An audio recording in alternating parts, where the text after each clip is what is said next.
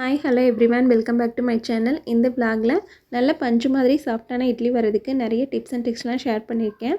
அது மட்டும் இல்லாமல் இன்றைக்கி காலையில் நம்ம இட்லி ஊற்றி வச்சா அடுத்த நாள் காலையில் கூட அந்த இட்லி நல்ல சாஃப்ட்னஸோட பஞ்சு மாதிரி இருக்கும். ஸோ வீடியோவை ஸ்கிப் பண்ணாமல் கடைசி வரைக்கும் பாருங்கள், ரொம்பவே யூஸ்ஃபுல்லாக இருக்கும். இப்போது இட்லி அரிசி, குண்டு அரிசி இந்த உலக்கில் 4 உலக்கு எடுத்திருக்கேங்க. இப்போது அதே உலக்கில் ஒரு உலக்கு வந்து பார்த்திங்கன்னா ஃபுல்லாக வந்துட்டு உருட்டு உளுந்து வெள்ளை உளுந்து சேர்த்துருக்கேன். ஃபுல்லாக சேர்த்துக்கலாம். இன்னும் முழுசாக இருக்கக்கூடிய உருட்டு உளுந்து சேர்த்திங்கன்னா நல்லா உளுந்து பொங்கி உங்களுக்கு நிறைய மாவு கிடைக்கும். அதனால தான் இந்த உருட்டு உளுந்து வந்து அதிகமாக சேர்ப்பாங்க. இப்போ வந்து பார்த்திங்கன்னா நான் வந்து ஒரு 2 டேபிள் ஸ்பூன் அளவுக்கு வெந்தயம் வந்து சேர்த்துருக்கேன். இந்த உளுந்தோடையே சேர்த்து ஊற வச்சிட்டேன். இப்போது 4 உலக்கு வந்து பார்த்திங்கன்னா அரிசி எடுத்திருக்கேன், ஒரு உலக்கு பார்த்திங்கன்னா உளுந்து எடுத்திருக்கேன். ஸோ 4:1 ரேஷியோவில் நம்ம மாவு அரைக்கும் போது இட்லி நல்லா சூப்பராக பஞ்சு மாதிரி சாஃப்டாக வரும். அது மட்டும் இல்லாமல் தோசையும் நல்லா முறுமுறுன்னு வரும். ஸோ இட்லி அரிசி வந்து நீங்கள் அதிகமாக சேர்த்துட்டிங்கன்னா இட்லி நல்லாயிருக்கும், ஆனால் வந்து தோசை அந்தளவுக்கு வராது. ஸோ இட்லி தோசை ரெண்டுமே நல்லா வரணும்னா இந்த 4:1 ரேஷியோவில் சேர்த்திங்கன்னா கரெக்டாக இருக்கும். இப்போது அரிசி உளுந்து ரெண்டையுமே வந்து பார்த்திங்கன்னா நல்லா வந்து 2-3 தடவை வாஷ் பண்ணி எடுத்துக்கிட்டேன். வாஷ் பண்ணிவிட்டு அரிசியை வந்து வெளியிலவே தனியாக வச்சுட்டேன், தண்ணி ஊற்றி வெளியில் ஊற வச்சுட்டேன். ஆனால் இந்த உளுந்தை மட்டும் பார்த்திங்கன்னா ஃப்ரிட்ஜுக்குள்ளே வச்சுட்டேன். ஃப்ரிட்ஜில் வைக்கும்போது பார்த்திங்கன்னா நம்ம மாவாட்டும் போது உங்களுக்கு அந்தளவுக்கு சூடாகாது, அதால் தான் வந்து ஃப்ரிட்ஜுக்குள்ளே வச்சுருக்கேன்.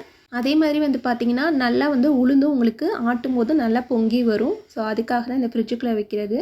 நம்ம மாவு ஆட்டும் போது வந்து பார்த்திங்கன்னா ஃபஸ்ட்டு வந்து இந்த உளுந்தை தான் நம்ம போட்டு அரைக்கணும். அப்போ தான் வந்து பார்த்திங்கன்னா நமக்கு நல்லா வந்து மாவு வந்து பொங்கி கிடைக்கும். அதனால தான் ஃபஸ்ட்டு வந்து உளுந்து போட்டு ஆட்டுவாங்க.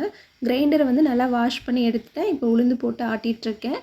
அதே மாதிரி வந்து உளுந்து ஆட்டும் போது பார்த்திங்கன்னா கொஞ்சம் கொஞ்சமாக தண்ணி தெளித்து தான் ஆட்டணும்.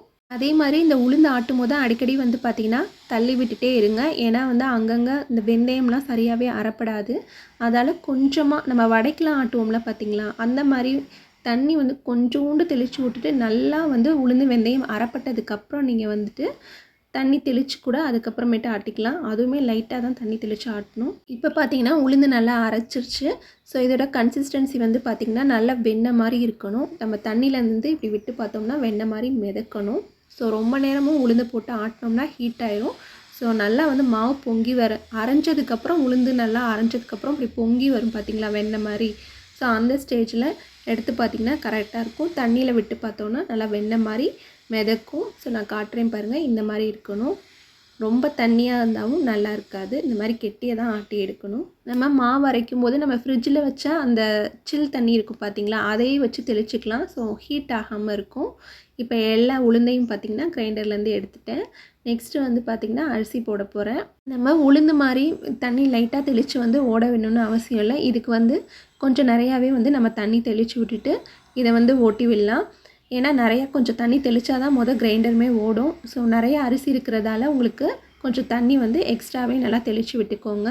இப்போ அரிசி போட்டதுக்கப்புறம் பார்த்திங்கன்னா இதுக்கு தேவையான உப்பு வந்து சேர்த்துக்கிட்டேன். நான் வந்து மாவு அரைக்கும் போதே வந்து பார்த்திங்கன்னா உப்பு போட்டுருவேன். நீங்கள் அதுக்கப்புறம் கூட வந்து மாவு பிசையும் போது கூட உப்பு போட்டு பிசைஞ்சிக்கலாம். ஸோ நம்ம விருப்பம்தான். அரிசி வந்து பார்த்திங்கன்னா ரொம்ப மை மாதிரி அரைச்சிடாதீங்க. ஸோ நம்ம கையில் வந்து இப்படி தொட்டு பார்த்தோம்னா கொஞ்சம் வந்து ஒரு கரகரப்பாக இருக்கணும். அப்போ தான் வந்து நம்ம உளுந்து அரிசி ரெண்டையும் மிக்ஸ் பண்ணி நம்ம இட்லி மாவாக ஊற்றும் போது பார்த்திங்கன்னா நல்லா அந்த இட்லி வந்து வெந்து வரும்போது நல்லா நம்ம பிச்சோம்னா இப்படி வந்து பஞ்சு மாதிரி இருக்கும் பார்த்திங்களா, அந்த மாதிரி இருக்கணும். ஸோ ரொம்ப வந்து மையாக அரைச்சிட்டிங்கன்னா அரிசியை வந்து இட்லி வந்து களி மாதிரி ஆயிரும். அரிசி வந்து உங்களுக்கு நல்லா அரைப்பட்டிருக்கணும். கையில் வந்து இப்படி செஞ்சு பார்த்தோம்னா கொஞ்சம் வந்து கரகரப்பாக மாதிரி இருக்கணும். அப்படி இருந்தால் தான் அது வந்து கரெக்டான பக்குவம். இப்போ வந்து அரிசியை வந்து நான் கையால் எடுக்க மாட்டேன். ஸோ தண்ணியெலாம் ஊற்றி கழுவி அப்படியே வந்து ஊற்றிடுவேன். உளுந்தோடு சேர்த்து மிக்ஸ் பண்ணிடுவேன். ஸோ அதான் வந்து எனக்கு ஈஸியாக இருக்கும். நம்ம லாஸ்ட்டாக வந்து அரிசி போட்டு அரைக்கும் போது பார்த்திங்கன்னா நல்லா வந்து கிரைண்டர்லேருந்து எல்லாமே ஈஸியாக வந்து நீட்டாக வந்து எடுத்துடலாம் கழுவி. ஆனால் வந்து உளுந்து போட்டிங்கன்னா ரொம்பவே வந்து நமக்கு மாவு எடுக்கிறதுக்கு ரொம்ப கஷ்டமாக இருக்கும். ஸோ அதுக்காக தான் சொல்கிறேன். ஸோ இதுவுமே வந்து ஒரு டிப்ஸ் தான், ஃபாலோ பண்ணிக்கோங்க. இப்போது அரிசி உளுந்து ரெண்டையுமே நல்லா வந்து மிக்ஸ் பண்ணிக்கலாம். ஆல்ரெடி உப்பு போட்டோம். ஸோ மிக்ஸ் பண்ணி எடுத்து வச்சிடலாம். நான் வந்து காலையில் ஒரு 11 மணி வாக்கில் அரிசி உளுந்து வந்து ஊற போட்டிருந்தேன். ஈவினிங் வந்து பார்த்திங்கன்னா ஒரு 6:30 மணி போல் தான் இதை ஆட்டேன். கிட்டத்தட்ட ஒரு 7 மணி நேரம் வந்து இது நல்லா ஊறி இருக்கும். ஸோ நல்லா ஊறினா தான் உங்களுக்கு உபரி கிடைக்கும். நம்ம வந்து அவசரத்துக்கு டக்குன்னு வேணும்னா ஒரு 3 ஹவர்ஸில் கூட நம்ம உளுந்து அரிசி ஊற வச்சு ஆட்டலாம். ஸோ ஆனால் வந்து உங்களுக்கு டைம் இருந்துச்சுன்னா ஒரு சீக்கிரமாகவே வந்து ஊற வச்சுட்டு நீங்கள் ஆட்டிக்கலாம். இப்போ கிளைமேட் வந்து ரொம்ப சில்லுன்னு இருக்கதால ஒரு 7:30 மணிக்கெலாம் இப்போ மாவு ஆட்டி வச்சிட்டேன். இது வந்து புளிக்கிறதுக்கு கொஞ்சம் டைம் எடுத்துக்கும். அதால் காலையில் வந்து நம்ம இட்லி ஊற்றுறதுக்கு கரெக்டாக தான் இருக்கும். சம்மர் டேஸ்லலாம் பார்த்திங்கன்னா சீக்கிரமாகவே மாவு வந்து புளிச்சு பொங்கி வந்துடும். ஸோ அதுக்கேற்ற மாதிரி நீங்கள் டைம் பார்த்து மாவு ஆட்டிக்கோங்க. ஊற வைக்கிறது மட்டும் ஒரு 7 மணி நேரம் ஊற வச்சுக்கோங்க. ஆனால் மாவு ஆட்டி வச்சுட்டிங்கன்னா புளிக்கும் பார்த்தீங்களா, சம்மர் டேஸில் சீக்கிரமாகவே புளிச்சு வந்துடும். ஸோ அதுக்கேற்ற மாதிரி டக்குன்னு புளிச்சு வந்துருச்சுன்னா நீங்கள் தூக்கி உடனே ஃப்ரிட்ஜில் வச்சுக்கோங்க. ஸோ அதை மட்டும் டைம் பார்த்துக்கோங்க. இப்போ மாவெல்லாம் மிக்ஸ் பண்ணிவிட்டு நல்லா கிளியராக தொடச்சிட்டு மூடி எடுத்து வச்சிட்டேன். இது வந்து காலையில் தான் பொங்கி வரும். அதுவும் பெங்களூரில் கிளைமேட் வந்து ரொம்ப சில்லுன்னு இருக்கிறதால மெதுவாக தான் பொங்கி வருது. காலையில் வந்து பார்த்திங்கன்னா இந்த அளவுக்கு பொங்கி வந்திருக்கு. நான் வந்து அரிசியை கிரைண்டர்லேருந்து எடுக்கும்போது வந்து பார்த்திங்கன்னா ஸோ தண்ணியை வந்து நிறையாவே வந்து ஊற்றி தான் எடுத்து வச்சுருந்தேன். ஸோ அதால் கரெக்டான பக்குவத்தில் தான் தண்ணி மிக்ஸ் பண்ணி வச்சுருந்தேன்.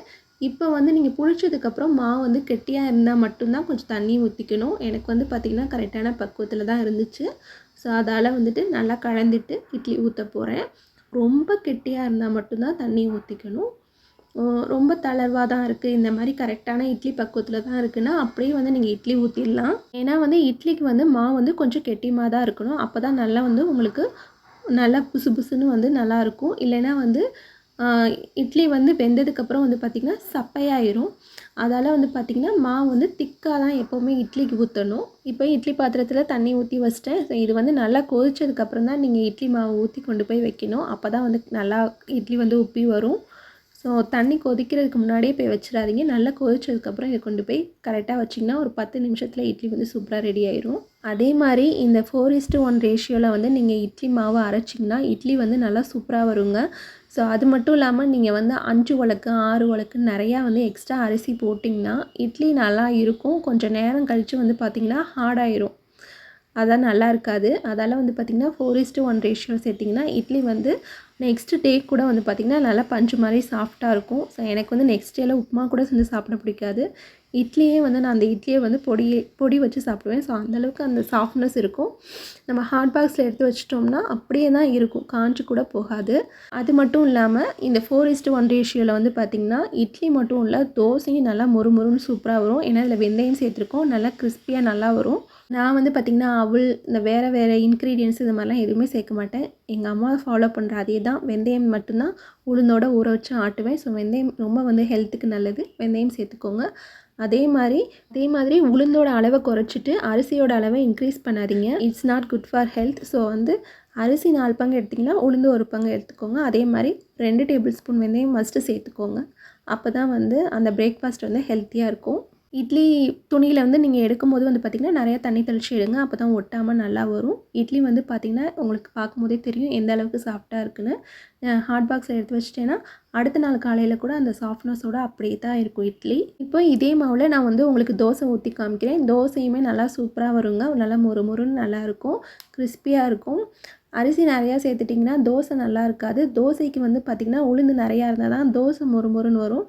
ஸோ ரொம்ப அரிசி சேர்த்துடக்கூடாது. இந்த ரேஷியோ வந்து கரெக்டான ரேஷியோ. இந்த ரேஷியோவில் தோசையும் நல்லா மொறுமொறுன்னு கிறிஸ்பியாக இருக்கும். நம்ம வந்து பார்த்திங்கன்னா தோசைக்கு தனியாக இட்லிக்கு தனியாக உட்காந்து அரைச்சிட்ருக்க முடியாது. ஒரே மாவை அரைச்சி வச்சிட்டோம்னா ஈஸியாக வந்து இட்லி தோசை ஊற்றிக்கலாம்.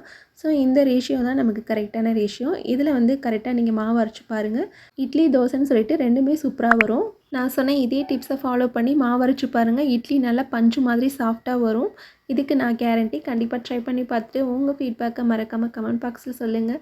இந்த வீடியோ உங்களுக்கு பிடிச்சிருந்துச்சுன்னா மறக்காமல் என்னோட சேனலை சப்ஸ்கிரைப் பண்ணிக்கோங்க. கூடவே லைக் அண்ட் ஷேர் பண்ணுங்கள். தேங்க்ஸ் ஃபார் வாட்சிங். பாய்.